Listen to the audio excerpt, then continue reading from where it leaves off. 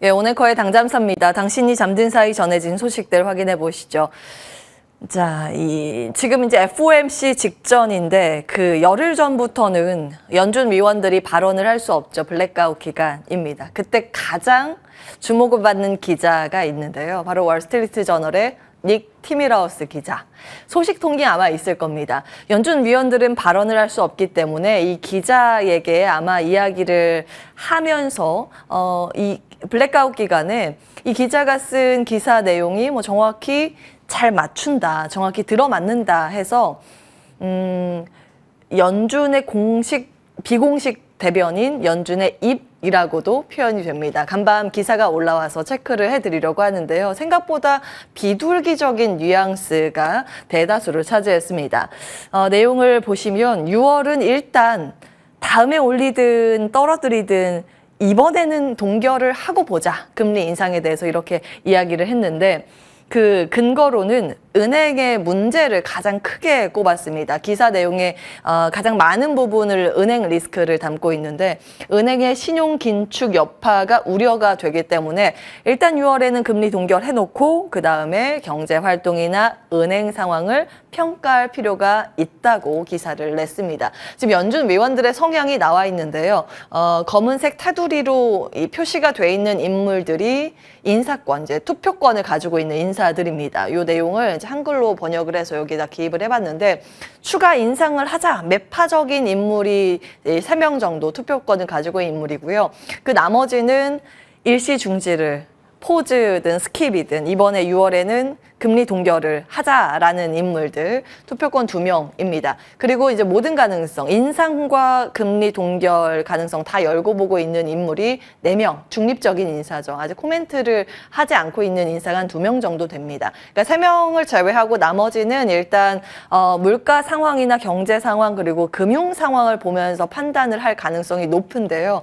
지금 일단 닉 기자의 기사 내용대로 하자면 동결 가능성이 높다라는 거죠. 그리고 여기에 더 힘을 보탠 지표가 간밤 발표됐습니다. 뉴욕 연은에서 집계하는 1년 기대 인플레이션인데 2년여 만에 최저치로 집계가 됐습니다. 이것은 소비자들에게 설문을 돌려서 심리를 알아보는 것인데 1년 뒤에 물가가 어떻게 될 것 같습니까에 대한 응답입니다. 1월만 하더라도 5% 받는데요. 5월 집계 수치 4.1%까지 떨어졌습니다. 1년 뒤에 물가는 어느 정도는 안정이 될 것이라는 심리 지표인데 심리는 결국 이후에 후행적으로 실물 경제에 반영이 되기 때문에 이 부분도 연준과 시장 참여자들이 많이 보는 데이터입니다. 아직까지는 장기 물가, 즉 3년 기대 인플레나 5년 기대 인플레이션은 잡히지 않고 있지만 지금 당장 통화정책에서 반영시키는 것은 이후에 아주 먼 미래보다는 현재 단기 인플레이션, 단기 물가치이기 때문에 이 1년 기대 인플레이션에 대한 기대감, 희망 회로가 돌아가면서 시장은 급등세로 전환이 되는 모습이었습니다.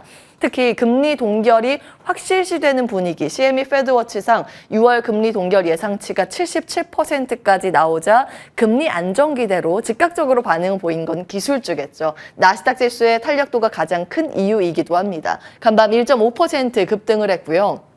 S&P 500 지수는 1% 가까이 상승을 하면서 4,338선으로 52주 최고가를 경신했습니다. 다만 이 세 지수 가운데 다우 지수의 탄력도가 가장 아쉽습니다. 0.5% 상승에 그쳤는데요. 실적 우려감 때문에 금융 섹터와 에너지 섹터가 힘을 내지 못하면서 다우 지수의 상승폭만 제한되는 움직임이었습니다. 자, 지금 시장은 다 이것을 기다리고 있습니다. 미국의 소비자 물가 지수 CPI 오늘 밤 이제 새벽에 공개가 될 텐데요. 컨센서스는 4.15%입니다. 전망치가 나와 있는데 그 월가 IB 쪽에서는 거의 4%나 4.1% 예측을 가장 높게 보고 있습니다. 조금 전에 JP모건에서 CPI 결과별로 S&P 500 지수의 반응이 어떻게 나올 것인가 시나리오를 제시했는데요. 지금 가장 많은 비중을 차지하고 있는 4%에서 4.2% 이대로만 나오면 S&P 500 지수는 1% 안팎으로 급등을 할 것이라고 시나리오 전망치를 냈습니다.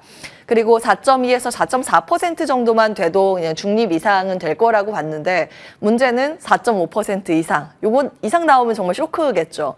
요 이상으로 물가가 높게 나온다면 지수는 1% 넘게 급락할 것이라고 전망이 되고 있습니다. 내일 나타나는 수치와 흐름들 같이 정리를 해드릴 거고요. 최근 들어서 월가에서는 정말 이 전망치가 양극으로 갈리고 있습니다. 이렇게까지 격차가 많이 난 적이 있었나 싶을 정도의 흐름인데 어제 말씀드린 것처럼 골드만삭스는 올해 연말까지 S&P 500 지수 4,500 간다 화끈하게 목표치를 상향 조정했는데요. 모건 스탠리 쪽에서는 무슨 소리? 최저점, 신저점으로 갈 것이라고 이야기를 하고 있습니다. 굉장히 재밌는, 흥미로운 내용은 모건 스탠리에서 이 보고서를 낸 인물은 마이클 윌슨인데요. 작년만 하더라도 마이클 윌슨, 기가 막히게 잘 맞춘다. 이렇게 여론의 시각이 형성이 됐었는데 최근 들어서는 그와 반대로 하면 꿀이다. 이렇게 평가를 받습니다. 잘 틀린다고 이야기가 많이 나오고 있죠. 사실은 미래에 대해서 홀짝 게임도 아니고 예측하는 것보다는 이 예측에 대한 근거가 무엇인가가 더 중요합니다. 이 마이클 윌슨의 이 시장 약세에 대한 근거는 결국 유동성 이야기인데 유동성의 흐름은 지속적으로 들여다볼 필요는 있습니다.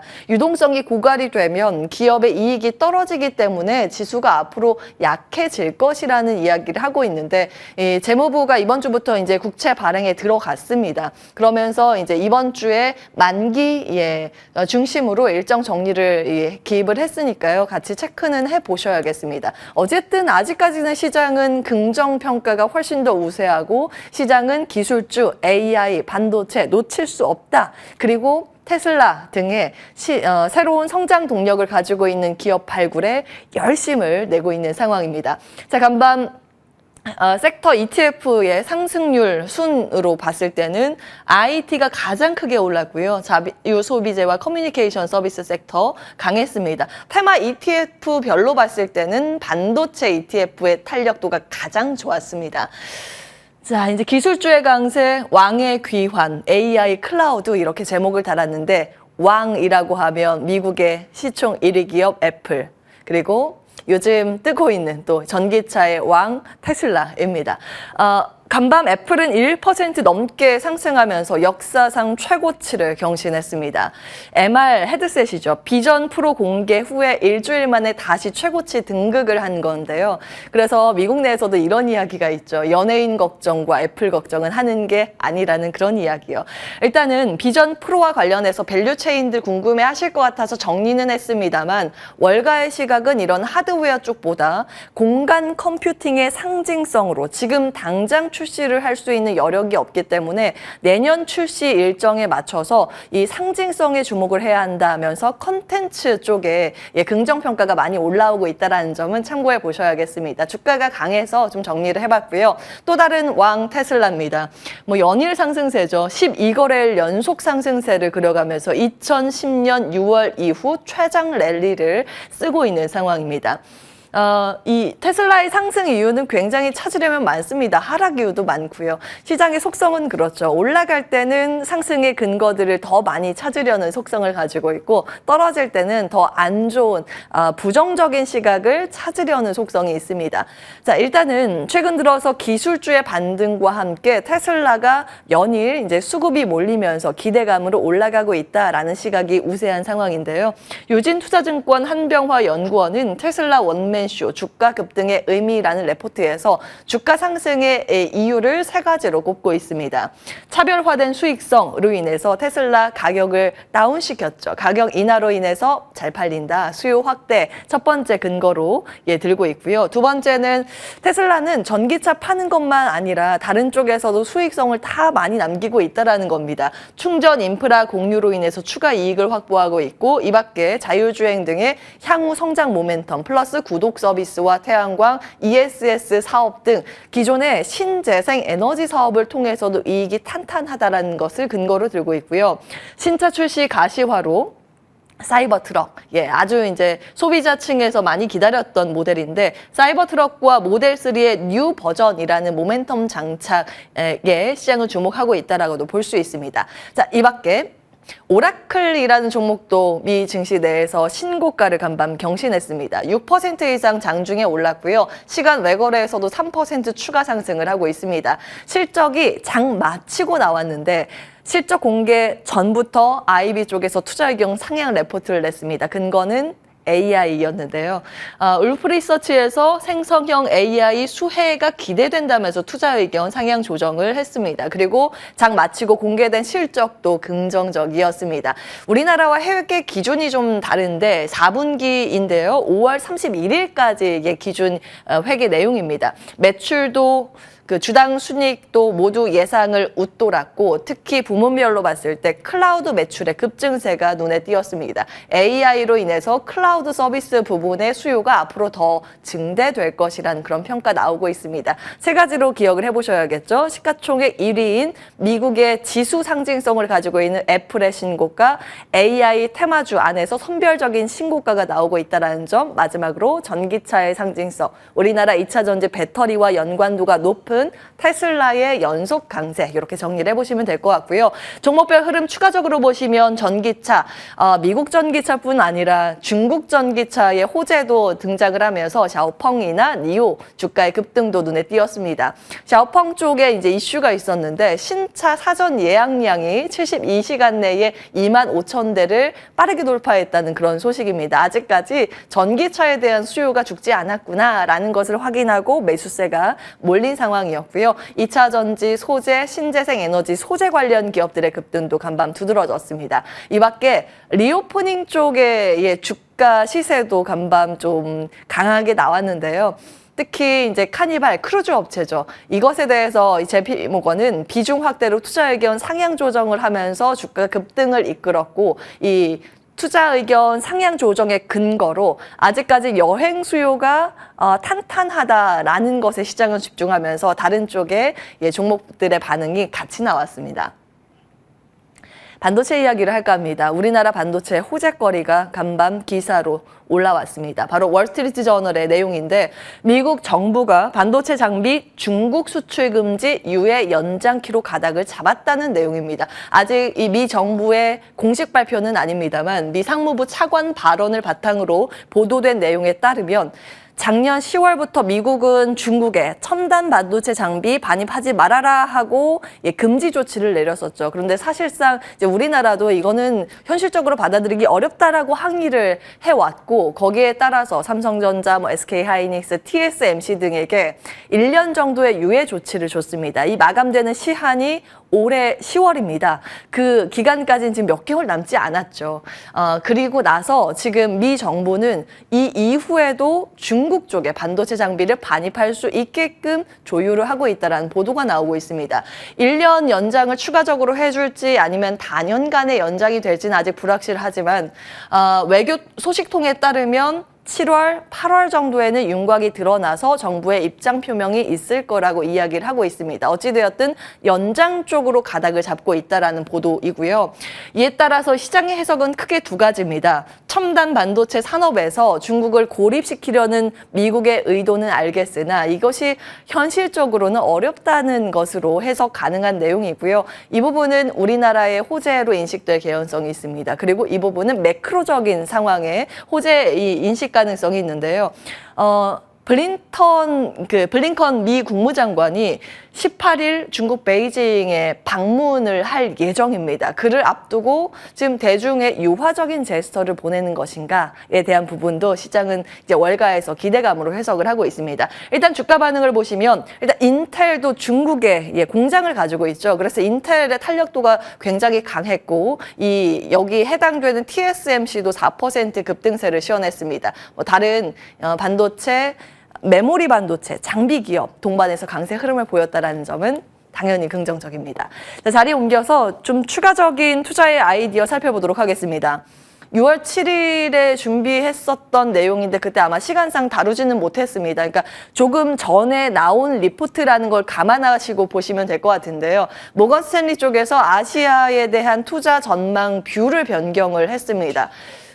일본은 컨빅션 탑픽이라고 강력 매수 의견을 냈는데 한국과 대만에 대해서도 이번에 의견을 대폭 상향 조정했습니다. 비중 확대 의견을 냈고요. 그 근거로는 AI가 견인한 수요 증가로 인해서 반도체뿐만이 아니라 하드웨어 전방위적으로 긍정적인 시각을 유지한다라는 뷰 변경이 있습니다. 그런데 중국 쪽은 비중 확대에 대해서 그 어느 정도 의견을 보수적으로 잡으면서 의견 축소로 변경을 했습니다. 훨씬 더 한국이나 대만, 이 반도체를 가지고 있는 국가에 대해서 전망치를 높여 잡았다는 점 참고해 보시면 되겠고요. 그동안 반도체 이야기 많이 해드렸습니다. 증권사별로 선호하는 종목들 꾸준히 정리해드렸고 5월 19일 화면 내용인데요. 이들 안에서도 이제 신고가가 많이 나오고 있기 때문에 수급 상황 연속성이 나오는지 지속적으로 들여다보셔야겠습니다. 보통은 이제 장비 쪽 SK증권에서 많이 보고 있고 한화투자증권 쪽에서는 메모리 쪽 비중 높은 SK하이닉스를 탑픽으로 꼽고 있습니다.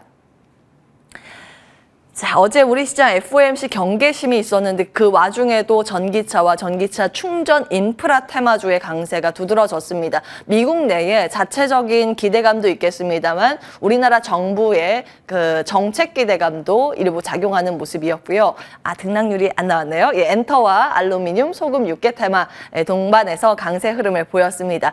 일본 후쿠시마 오염수 방류 이제 시운전 실시한다는 소식으로 인해서 굉장히 이제 시장에선 걱정하는 이야기인데 반사 수혜 기대감으로 형성돼 있는 테마주들이 요즘 연속해서 시세가 나오고 있고요. 장중에도 올랐고 이들 테마 섹터는 장 마치고 시간 외 거래에서도 들썩이는 모습을 보였습니다. 그리고 이제 같은 이슈로 움직인 종목들이 뭐 피코그램이나 대봉 LS 등이 있기 때문에 이 점도 같이 참고를 해보시면 좋을 것 같고요. 필터 수처리도 이 이슈로 같이 움직입니다. 그 밖에 파운드리 쪽에 텔레칩스의 흐름이 정규장에서도 10% 급등을 했는데 장 마치고 나서 추가 상승을 했습니다.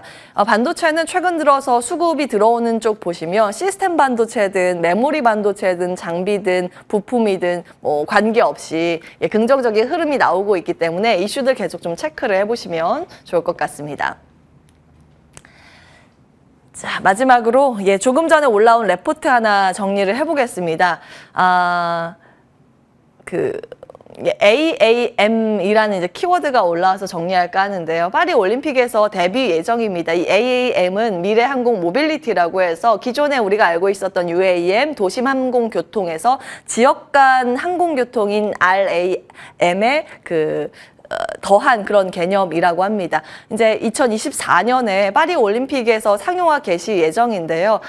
지금 포트라는 그러니까 이 착륙을 할 수 있는 포트를 5곳을 지금 파리 쪽에서 건설을 하고 있다고 합니다. 공항 셔틀 그리고 시내 관광 이 노선들인데 거기에서 가장 먼저 빠르게 상용화 가능성을 가지고 있는 게 볼보 콥터 이런 것들이 이제 택시의 역할을 한다라는 것이죠.